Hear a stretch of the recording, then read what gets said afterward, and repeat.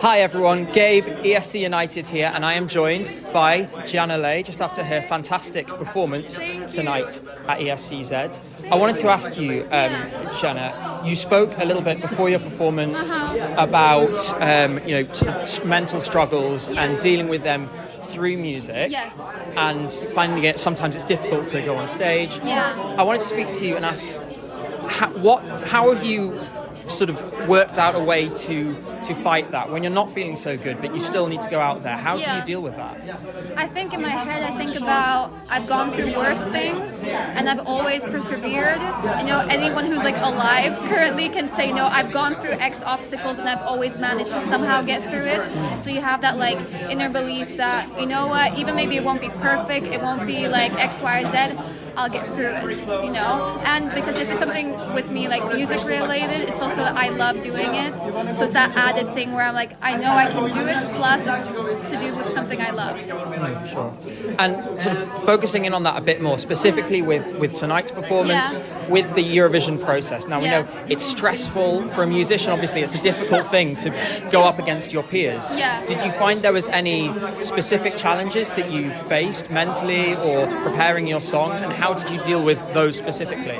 Like the process before, let's say performing or performing?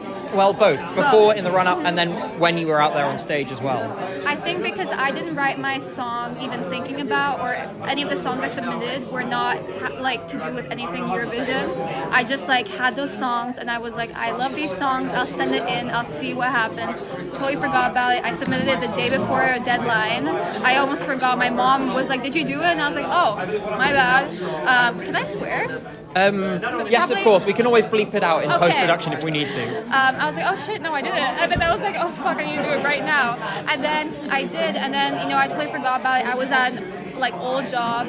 I like was literally like not feeling well. I got a call and that happened. And then I guess the most kind of challenging thing for me was that I didn't like do it with Eurovision in mind. So I was like, oh, is this something that people are gonna, react to in like Eurovision like fans or stuff? But then I was like, what's most important is the message that I like this song, and you have to like what you're doing for other people to like it as well. So I think I had to first get through that, and then performing wise, I was like the last year I've been very like chronically ill and stuff like that. So I was like hospitals a lot and everything. I took time off.